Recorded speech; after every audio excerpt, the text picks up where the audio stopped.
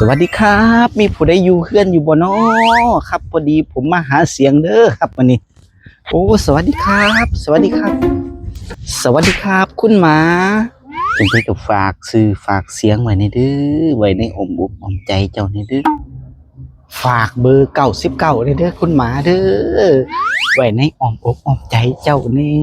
ถึงเจ้าสิเป็นหมาแต่ก็ฝากบอกเจ้าของเจ้านำเบอร์99มื้อนี้มาหาเสียงครับจะเป็นท่านนายกได้มื้อนี้สวัสดีครับสวัสดีครับโอ้เฮ็ดหยังน้ออุ้ยไก่สีเหลืองต่างเลยเนาะหมอไอ้มึงสิเอาเบอร์ไหนวะเสียงไผวะ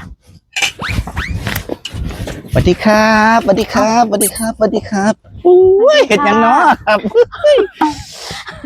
สวัสดีครับเบอร์99เด้อครับเด้อมาแต่ไสล่ะพ่อใหญ่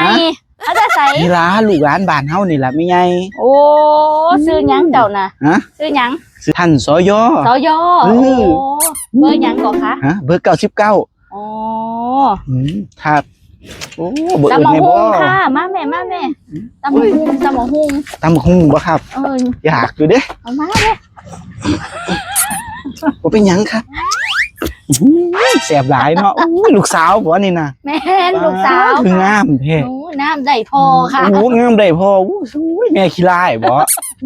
หยอกเอาว่าได้ล่ะพ่อใหญ่หันว่าสิแหละว่าสิมาผากพี่ผากน้องนะครับซอยเลือกเบอร์99นี่เด้อนโยบายเจ้านั้นเป็นหยังขอทาฟังอยู่นโยบายค่อยบอกกะนโยบายกับบ่มีหยังหลายเหนื่อยนักก็ให้พักก่อนสนับสนุนให้พ่อบ้านมีเมียน้อยว้ายมันคืออยู่หรือหมอนี่บ่เฮ้ยเป็นตะเลือกอยู่ติพ่อใหญ่นโยบายแบบนี้ก็ได้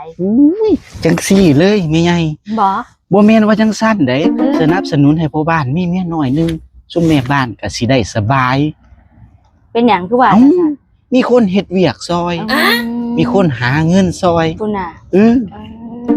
ฝากเลยเด้อครับเด้อเบอร์99มื้ออื่นมื้อนี่ละบ่กินตำหุงขาดกับแก้มเนาะแม่นอยู่ค่ะผมกับบุ้มยังไรฝากสนับสนุนเนี่ยเด้อครับนี่ยังก่อนเนาะเบอร์99ไปม่วงเอาไว้ซื้อกับแก้มกับหมูไปก่อนเด้อครับเด้อสวัสดีครับสวัสดีครับไปเลยเด้อครับเด้อไปเลยเด้อครับเด้อไปแล้วครับสวัสดีครับเอาโอ้มาจากทางไหนเนาะโอ้ยใบม่วงว่าสั่นไปซื้อแคบหมูจิได้อีพสูพักก่อนไม่ก็พักก่อนอุ้ยสิมักนโยบายเมียหน่อยเมียเหนื่อยอีหยัง